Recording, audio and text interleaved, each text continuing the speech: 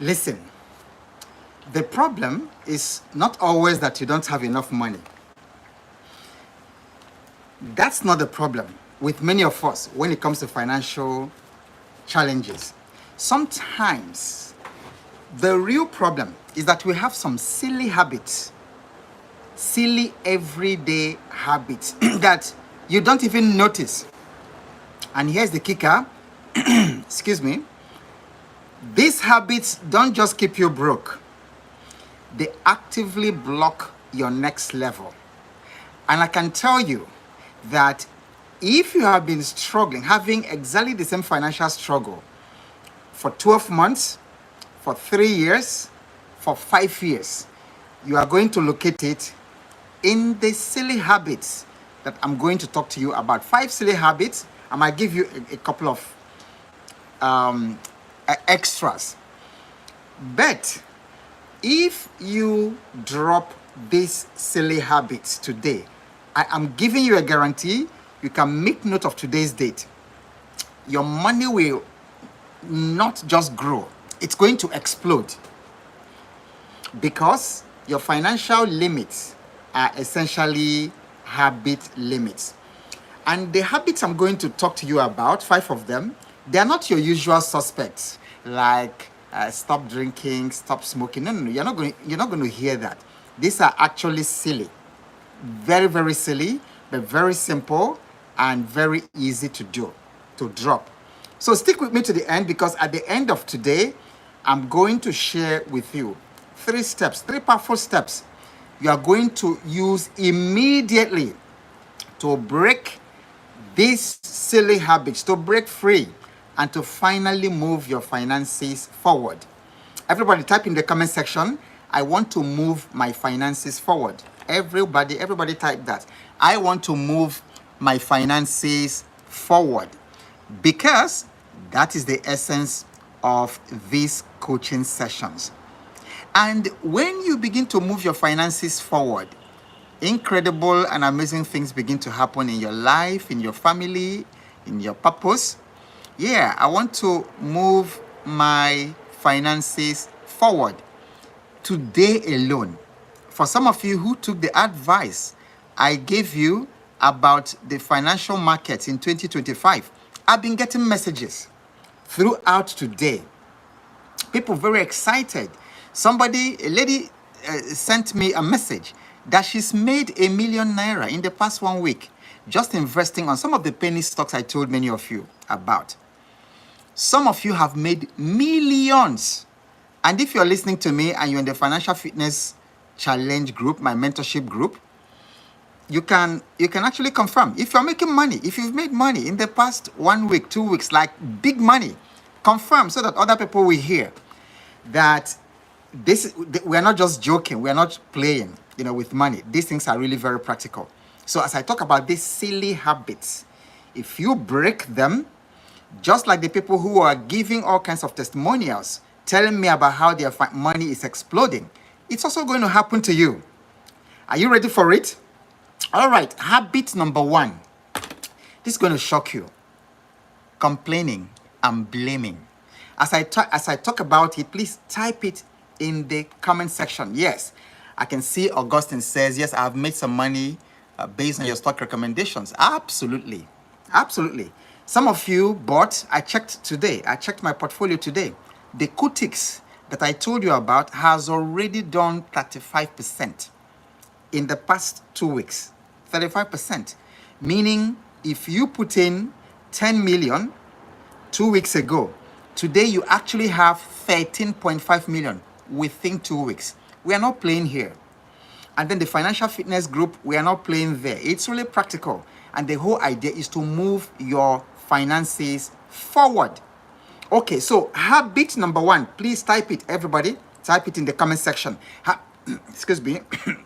Habit number 1, complaining and blaming instead of creating. Nobody gets rich by complaining. And you also don't get promoted by whining. You don't build wealth either by gossiping about who is making it or who is not. A lot of people are so invested on who is making money, who is not making money. They post pictures or photos of enviable or Obi Kubana or e-money. And then you see comments, 13,000, 20,000 comments. Oga, remember me, oh. Oga, we dey loyal. We are your people. As they post all those Lamborghinis and G-Wagons and things of these people. So people are just so wasting their lives discussing who is making it, who is not making it. So you don't get rich by complaining, you don't get promoted by whining, and you don't build wealth by gossiping about who is making it and who is not making it. It's just incredible how many people are invested in who is making it and who is not making it. It's also incredible how many people are invested in the Forbes list. Not to get into it, but to discuss people who are making billions around the world. So every minute you spend whining about your job or whining about the economy or your boss is a minute that you are not fixing the problem. Because it is impossible, and I like you to type this and to put it somewhere you will always remember. I can put my name there because it's my legacy quote. It's impossible to complain and create at the same time. You've got to drop this habit. You have got to drop this habit of complaining and blaming, because this habit, this particular habit of complaining and blaming the government, blaming the economy, blaming your uncles, blaming your family background, blaming your school, all those things are going to make sure that you die poor. I'm telling you. If you don't drop complaining, it is guaranteed that you are going to die poor. Complaining is the cheapest hobby in the world, but it has the most expensive cost because it steals your creative energy. Very, very cheap hobby. Go online or just move around in the neighborhood complaining. And the hours you spend complaining, you could actually use it to sell something. You could actually use it to learn a new language, or to learn AI, or to learn cybersecurity, or to build something. But it is impossible to complain and to create at the same time. Rich people complain less because they know it's a poor use of their time. Poor people complain more because they think that complaining is harmless. Who told you that complaining is harmless? Type in the comment section, everybody. Complaining is not harmless. And put the not in capital letters. Complaining is not harmless. If you understand today what complaining is doing to your future and doing to your destiny, you will write it bold and paste around your house or your office and put it on your screensaver. Complaining is not harmless. So anytime that you're about to complain, you just see that it's not harmless, and then you should stop it. Complaining doesn't serve you. It doesn't serve your finances. It doesn't serve your future. Neither does it serve your relationships. Okay, habit number 2, buying stuff that you don't need. I had to drop that habit. It was such a big problem. You know, I travel to the US and then I see garage sales, and the things in the garage sales are looking really beautiful and very, very cheap. I go to the flea market, like the flea market in Fort Collins in Colorado. Massive flea markets. You see all kinds of things, shiny objects, incredible, many things. And then I will buy. Oh, I like this one. I will like this one. And some of them, I buy them. As soon as I come back to the country from my trip, all those things are useless. I bought things from the flea market that I did not use for close to 20 years. I eventually, and then in between house moves, we carried them. At the end of it, I had to throw them away. Terrible. That is a dangerous habit. And you look around you, and if you're guilty of what I'm talking about, especially, please, I'm not being whatever, but especially our women, especially our women. If you are guilty of buying things that you don't need, if you're guilty of having bought things and cluttered your house that you haven't even opened, say, I'm guilty. We are playing here. Just say, I'm guilty. Everybody, Say, I'm guilty. So it's emotional spending. It's also called retail therapy. So the dopamine that you get from buying that new shoe or buying that new gadget, it lasts for 24 hours, but the debt that you incur lasts for years. You have to be aware of that. Every time you buy something that you don't need, you get the dopamine. New shoe, new clothes. Oh, I have this in red. Sis, I have this in red. I think I need it in blue. You buy blue. Oh, I have it in red and blue. I think I need it in black. You accumulate. And some of you have stuff, clothes, in your wardrobe and in your boxes that you have not opened in 2 years. If you are guilty, please say, I'm guilty. I haven't seen any guilty person here. You think I'm joking? Yeah, if you are guilty, admit your guilt. Okay. And then there's a shocking statistic I saw somewhere online that the average person in the United States spends $1,497 a year on impulse purchases. Imagine that, impulse purchases. I had to drop the habit of impulse purchases. It dealt with me. I'm telling you. I just saw gadgets particularly. Anytime in those days when Best Buy was raining, or I get into Walmart, or I get into all those places, or I'm shopping on Amazon, gadgets. They say, oh, this one, this is a camera stand. It follows you around. If you put your camera, it follows you around. I loved gadgets. I will buy. I still have things, gadgets I bought for the past 3, 4, 5 years. They're still here. I'm telling you. I have gadgets I bought. It's a platform, something like a speaking platform I bought in the United States last year. It's still in my box. It's not there. So none of us is immune from impulse spending. But you can imagine spending $1,500 a year on impulse buying. That would translate like in 30 years, over $150,000 versus if you actually put that $1,500 into investments, into stocks, into something, into ETFs, into mutual funds. In 30 years, you're going to be a big multimillionaire. So impulse buying. So if you can't manage the things you already have, you're not ready for more. So let go of clutter and impulse buying. Okay, because the less you own, the freer you are to multiply your wealth. Some of us are too loaded with junk, with clutter, too loaded with inventory that we can't fly financially. We can't lift, and you wonder why you're struggling. Go see your wardrobe. You see why you're struggling. Clothes you have not used for 2 years. And then one quick thing I need you to do. Go to your wardrobe. Any cloth you've not worn for the past 6 to 11 months, it's not yours. Give it away. Give it away. Try the minimalist living. Even if it's for a month, it will change your life. I tried the minimalist thing, and I discovered that, my goodness, that a human being doesn't even need a lot. I discovered in my own case, I don't even need to eat twice in the day, and I'm energetic and I'm productive just eating one cooked food a day, and I've been doing it for years. And then I eat fruits. Minimalist. Habit number 3, and then type it. Wasting the king's hour. So there's something we call the king's hour. This will change your life. You know what the king's hour is? It's the very first hour of your day when you wake up. That very first hour is the king's hour. And you can also call it the queen's hour, because all of you listening here, you are kings and queens. But do you know what people do?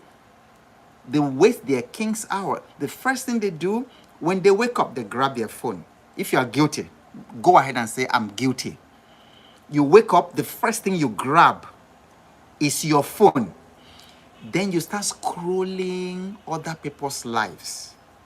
You start scrolling. If you're guilty, say, I'm guilty. What's the first thing you grab? When you wake up, your phone. It's making you poor.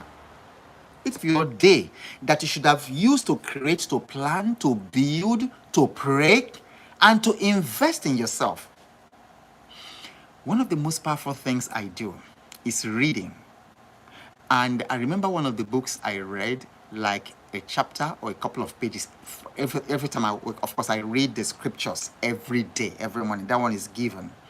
And then I have this book, As a Man Thinketh, by James Allen, by my bedside. It changed my life. In fact, there's a complete book of, I have it right here. I have it right here. So we're very practical. See this book? So there was a time I kept it by my bedside. And in fact, now that I remember, I'm going to do exactly the same thing. Can you see money I put in there? I forgot. So having this book, My King's Hour, and I used to read it and then mark it. And this, in addition to the scriptures, by the time you put the ideas here in your mind first thing in the morning, instead of scrolling Facebook, instead of scrolling TikTok, you use that first hour strategically. Your life, there's no way your life remains the same. That's what I do. So I have the scripture by my bedside, and then I usually have a book like this or some of them, and I read just a couple of pages a day, and I'm ready to go get it. I'm ready to go get it. So this library is real. Okay, it's not wallpaper. Okay, so scrolling is a silly habit. You know, we are talking about the silly habits that keep us poor, and silly habits you've got to drop. So scrolling is a silly habit that gives your power away before your day even starts. So the king's hour is when your brain is freshest. If you waste it, you've already lost the battle for the day. Silly habit number 4. Are you writing? Silly habit number 4. Sleeping late. Sleeping late. If you are guilty, type I'm guilty. I want to see all the guilty people. Me, I'm guilty of that one. I'm guilty. It's a habit I struggle with to drop every time. It's a silly habit, sleeping late. You know, you think that you're working hard just because you are awake to 2 a.m. That's not the way we are designed. And I find that when I sleep late and wake up the next day, my waking up is not very smooth. It's not very smooth. Yeah, you can see so many of us are guilty. So many of us are guilty. And then someone is talking about insomnia. Not just insomnia. Because actually there are, we can cure the habit of insomnia. So, in fact, one of the dangers of sleeping late is that we are depleting our willpower. And there's a Harvard study that found that early risers earn 30% more than night owls in the same jobs or in the same business. And so there's the ancient wisdom, early to bed, early to rise. It makes a man what? It makes a man healthy, wealthy, and wise. We said those rhymes, we recited those poetry, those rhymes, in primary school. And it's time we went back. In the 1970s, I remember, I've forgotten a bit of it, but early to bed, early to rise. Makes a man healthy, wealthy, and strong. And he says, go to bed early, something, something, something. Go to bed, something, something, and then maybe the doctor will not, something like that. And if you find that nursery rhyme while we are still in the session, please cut it. Just find it. If you find it, like if you Google it quickly and find it, just put it in the comment section, and then I will read it. So, sleeping late is a fake badge of honor. I have to convince myself that is not a badge of honor. But you see, sometimes, I work and I work late, and while I'm working late, because I work with clients across different time zones all over the world.